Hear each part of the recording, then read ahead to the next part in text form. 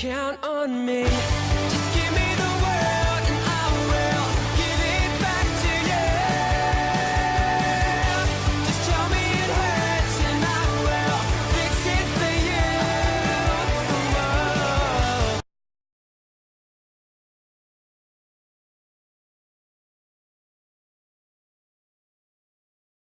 Ratchet's original design was much different than the look we know today. He started out looking more like a reptilian creature, barely resembling the final product except for the pilot headgear and oversized hands. Ratchet's design turned into more of a cat-type creature later on in development. When shown the final product to Sony of Japan, Sony originally wanted Ratchet to have stripes on his ears, to which the team was initially against. Insomniac Games CEO Ted Price even said, "They do it over my dead body," but they ended up liking the idea in the end.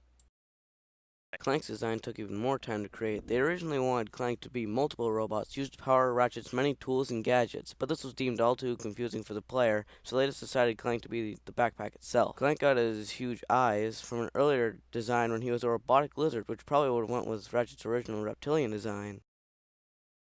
Before they got the idea for Ratchet and Clank, the original idea was to have a game called I-5, aka Grow with a Stick. The game took away from both the Zelda and Tomb Raider series, but was cancelled after a year of development for apparently not being all that fun. This left Insomniac Games with just a few months to create a new concept. They decided to make a game set in a distant alien galaxy, centered around cool weapons and gadgets, and thus Ratchet and Clank was born. In Spyro the Dragon, there is a large enemy with a wrench who is followed by a small robot companion. This may have been the inspiration for Ratchet and Clank. In Ratchet Deadlocked, there is a reference to a character from Spyro the Dragon. If you go to the game's Rankometer leaderboard, there is a character named Agent Zero, which is a reference to the character of the same name from the Spyro the Dragon series. At the end of the game, his status is active, implying that he managed to survive.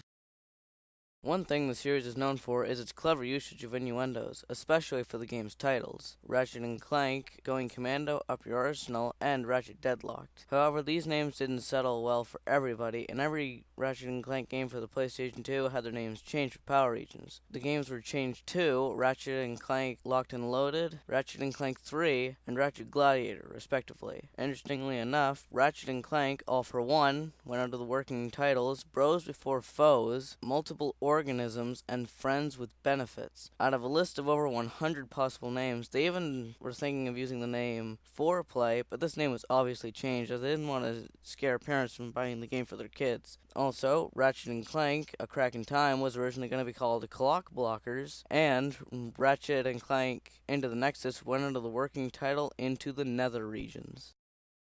The Ratchet and Clank series is also known for its skill points. The first Ratchet and Clank game has a skill point named Going Commando, which is a reference to its then in development sequel, Ratchet and Clank Going Commando. Ratchet and Clank Tools of Destruction has a skill point named No, Up Your Arsenal, referencing the third Ratchet and Clank game. Other skill points include Gotta Catch 'Em All, referencing the Pokemon series, and You Can Break a Snow Dan, which is a reference to Insomniac Games' own employee, Dan Johnson. As an inside joke of sorts, Insomniac Games has put a reference to Dan in every single one of their games, starting with Spyro 2. In the first game, Dan's face can be seen on the computer monitors and landing area at the Blarg station. In other games, he can be seen as unlockable skins and his face on a snowman in Ratchet and Clank Going Commando and Up Your Arsenal. Unfortunately, Dan passed away in 2006 during the development of Ratchet and Clank Size Matters, and it, along with Tools of Destruction, are dedicated to his memories. The Museum of Intergalactic History in Into the Nexus has a statue of Dan off the beaten path, with its interest saying, "He mixed techno music, raised cats, and knew the secrets to enjoying life."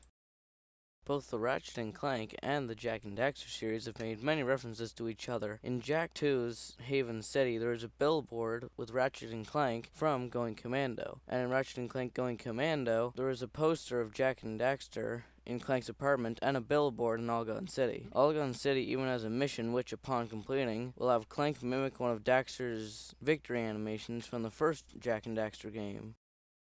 Ratchet and Clank Size Matters is the first game in the series to have customizable armor, and if you get a full set of a certain suit of armor, certain things will happen, like getting your wrench set on fire, freezing enemies when you smash them, although the game does have certain secret armors. If you put all the specific pieces of armor together, then you'll get certain abilities like turning invisible or electrifying your opponents with just your wrench. In Ratchet and Clank, Going Commando and Up Your Arsenal, there is something called the Insomniac Games Museum. And Up Your Arsenal, in order to get in, you have to collect every single trophy in the game. Or do you? Something that some YouTubers have figured out, that there is a part of the wall in the Starship Phoenix that is hollow. You can then jump through the wall and then glide over to the platform where the teleporter is. And then all you have to do is click triangle on the teleporter and you're into the Insomniac Games Museum.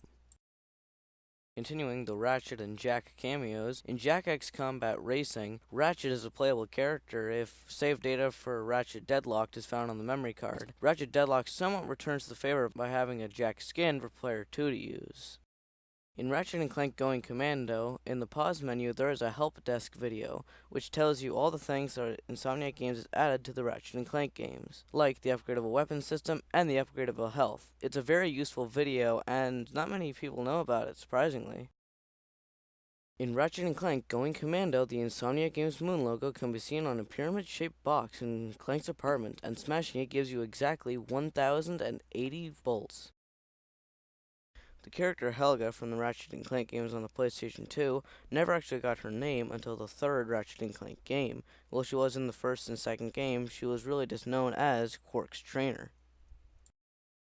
In Ratchet and Clank Up Your Arsenal for the PlayStation 2, you can at any given moment go to the pause menu and type circle, square, up, down, left, left, in that order. Your wrench will then be replaced with a ninja sword. It doesn't do more damage, but it does look really cool.